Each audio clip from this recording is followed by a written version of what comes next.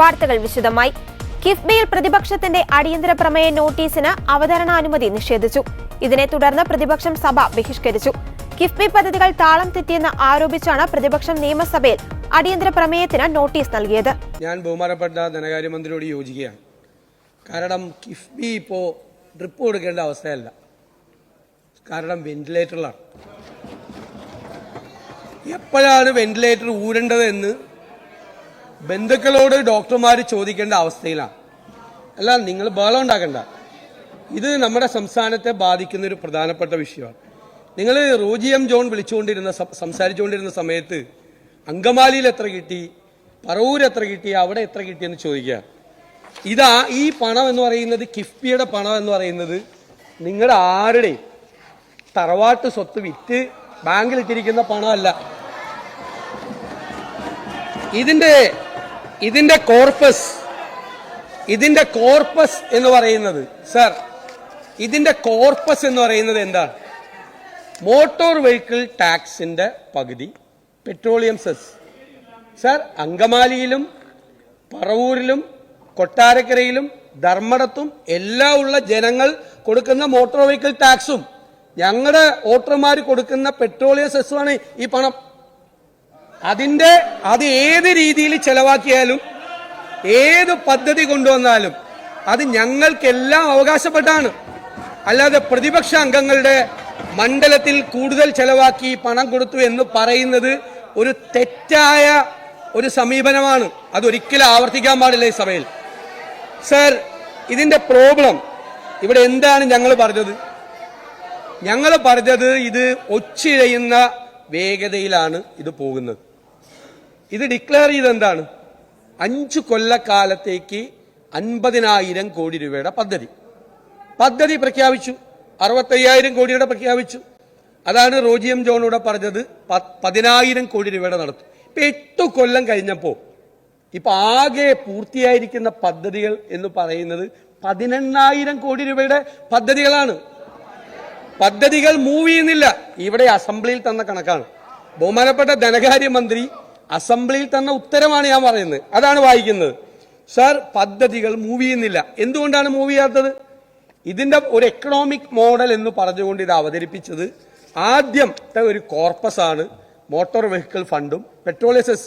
Sir, അത് consolidated ഫണ്ടിൽ നിന്ന് എടുക്കുന്ന തുകയാണ്. ആ തുക എടുത്തില്ലായിരുന്നെങ്കിൽ ഇപ്പോൾ PWDക്ക് കൊടുത്തിരിക്കുന്ന തുകയിൽ ഒരു 1000 കോടി രൂപ കൂടുതൽ വെക്കാം. ഇറിഗേഷന് 500 കോടി കൂടുതൽ വെക്കാം.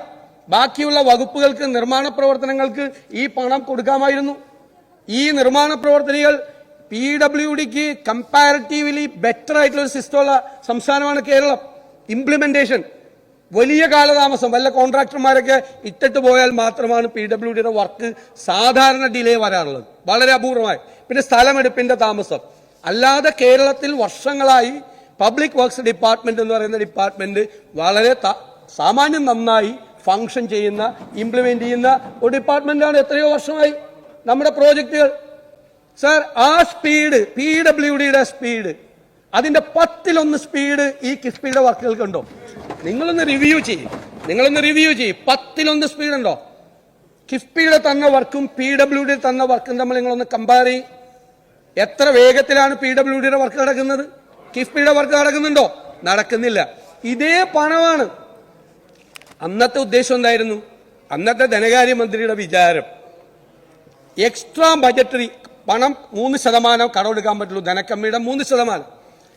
റോജി ജോൺ MLA ആണ് അടിയന്തര പ്രമേയത്തിന് നോട്ടീസ് നൽകിയത്. കൊള്ളപ്പലിശയ്ക്ക് കടമെടുത്ത് കൊള്ളപ്പലിശ തിരിച്ചടയ്ക്കുകയാണ് സർക്കാർ ചെയ്യുന്നതെന്ന് റോജി ജോൺ MLA ആരോപിച്ചു. കിഫ്ബി പരാജയപ്പെട്ട മാതൃകയാണെന്നും റോജി ചൂണ്ടിക്കാണിച്ചു. പ്രതിപക്ഷത്തിന്റെ ആശങ്കകൾ ഒന്നൊന്നായി ശരിയാകുന്നുവെന്നും കിഫ്ബി ബാധ്യത ജനങ്ങളുടെ മേൽ കെട്ടിവെക്കാൻ ശ്രമിക്കുകയാണെന്നും റോജി MLA നിയമസഭയിൽ പറഞ്ഞു. കിഫ്ബി പദ്ധതികൾ ഒച്ചിഴയുന്ന വേഗത്തിലാണ് മുന്നോട്ടു പോകുന്നതെന്നും റോജി എം ജോൺ കുറ്റപ്പെടുത്തി. കിഫ്ബി ഇപ്പോൾ വെന്റിലേറ്ററിലായെന്ന് പ്രതിപക്ഷ നേതാവ് VD സതീശനും ആരോപിച്ചു. അത് ഊരേണ്ടത് എപ്പോഴാണെന്ന് ചോദിക്കേണ്ട അവസ്ഥയാണ്. കിഫ്ബി പരാജയപ്പെട്ട മോഡലാണ്. കിഫ്ബി ആരുടെയും തറവാട് സ്വത്ത് വിറ്റ പണമല്ല. പെട്രോൾ മോട്ടോർ വാഹന സൈസാണ് കിഫ്ബിയുടെ അടിസ്ഥാനം. കിഫ്ബി ഭരണഘടനാ വിരുദ്ധമായ ബദൽ സംവിധാനമായി മാറി. കിഫ്ബിയെ ഓഡിറ്റിംഗിൽ നിന്ന് ഒഴിവാക്കുന്നു. കിഫ്ബി വെള്ളാനയായി മാറി. സംസ്ഥാന ബജറ്റിന്റെ മീതെ കിഫ്ബി ഇന്ന് ബാധ്യത ആയി നിൽക്കുകയാണ്. എന്നിരുന്നാലും കിഫ്ബി ഭയങ്കര സംഭവമാണെന്ന് വരുത്തി തീർക്കാനാണ് സർക്കാർ ശ്രമിക്കുന്നത്. കിഫ്ബി ഇല്ലെങ്കിലും കടമെടുത്ത് പദ്ധതികൾ നടപ്പാക്കാമായിരുന്നു. സംസ്ഥാനം ട്രിപ്പിൾ ടാക്സ് പിടിക്കുകയാണ്. ഇന്ധന സൈസ്, മോട്ടോർ വാഹന നികുതി, പിന്നെ ഇപ്പോൾ റോഡ് ടോളിലേക്ക് കടക്കുന്നു. കിഫ്ബിയെ ന്യായീകരിച്ച് പ്രതിപക്ഷത്തിന്റെ അടിയന്തര പ്രമേയ നോട്ടീസിന്മേൽ ധനകാര്യമന്ത്രി മറുപടി നൽകി.